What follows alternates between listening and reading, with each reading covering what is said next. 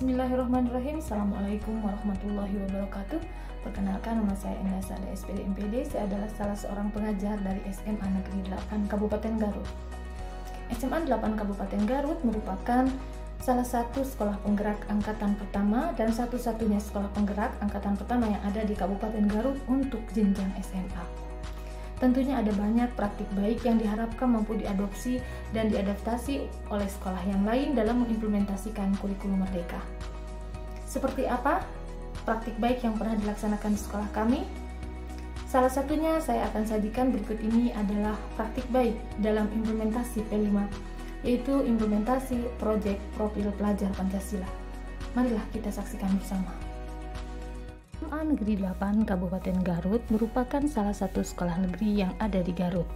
Sekolah ini ternyata berdasarkan hasil analisis kontekstual, hanya 3% dari siswanya yang melanjutkan sekolah. Berdasarkan analisis kontekstual tersebut, maka pihak sekolah memandang perlu untuk memberikan tambahan keterampilan wirausaha kepada siswa. Tantangan yang dihadapi oleh pihak sekolah dalam menghadapi situasi tadi tentu sangat banyak.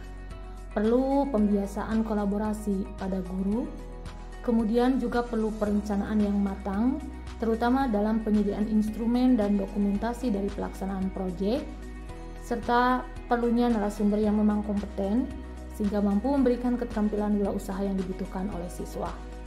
Oleh karena tersebut, dilaksanakanlah MOU dengan Fakultas Kewirausahaan Uniga, agar mereka mampu memberikan keterampilan yang dibutuhkan oleh siswa, serta MOU dengan praktisi hidroponik DK Kebon.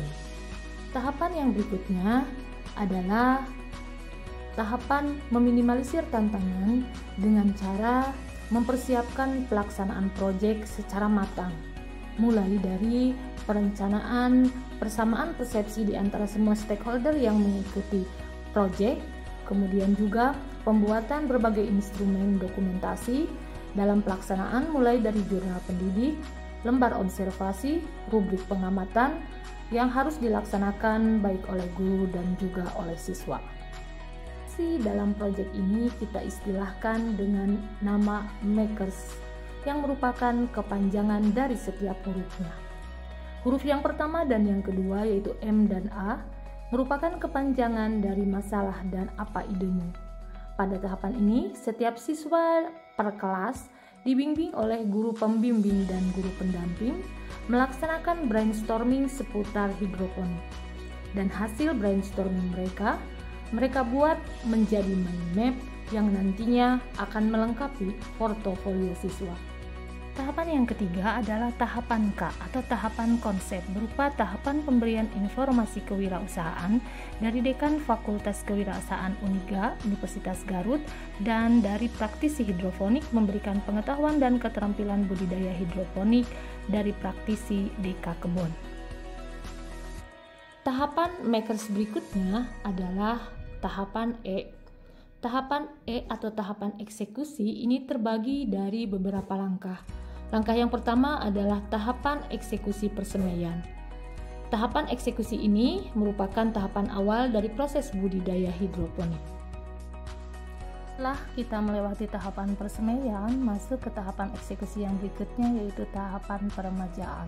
Tahapan ini dilaksanakan kurang lebih selama 1 minggu untuk menunggu pertumbuhan dari tanaman seusai persemaian sebelum masuk ke tahapan pembesaran.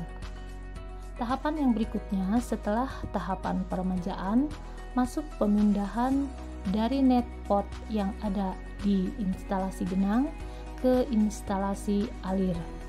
Tahapan pembesaran ini dilaksanakan kurang lebih 1 minggu sebelum masuk masa panen bagi tanaman.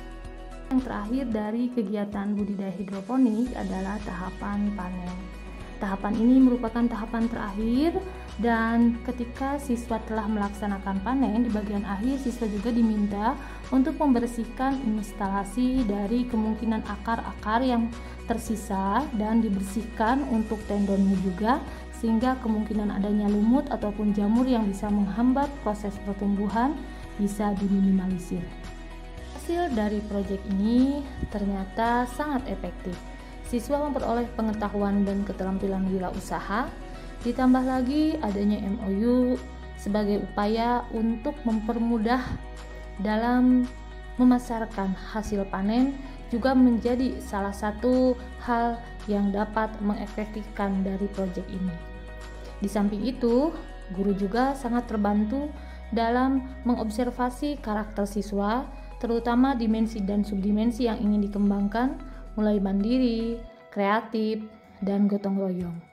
Sehingga dapat disimpulkan bahwa pelaksanaan dari proyek ini memberikan hasil yang sangat luar biasa.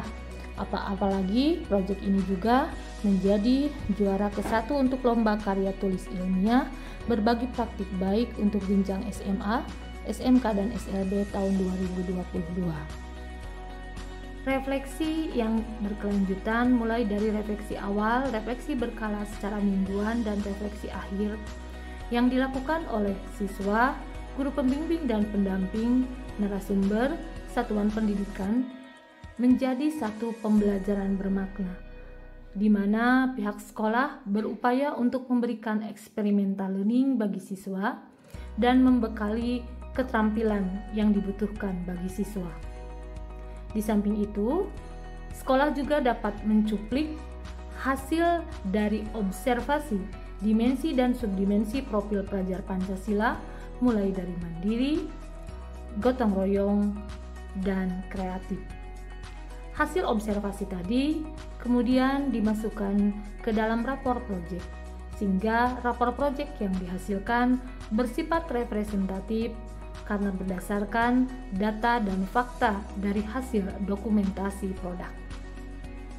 Saya sajikan dokumentasi secara lengkap dari pelaksanaan proyek mulai dari SK sampai modul proyek serta hasil refleksi dari narasumber, guru pembimbing pendamping, serta hasil refleksi siswa. Mudah-mudahan ada manfaat yang bisa kita petik bersama. Terima kasih atas perhatiannya. Assalamualaikum warahmatullahi wabarakatuh.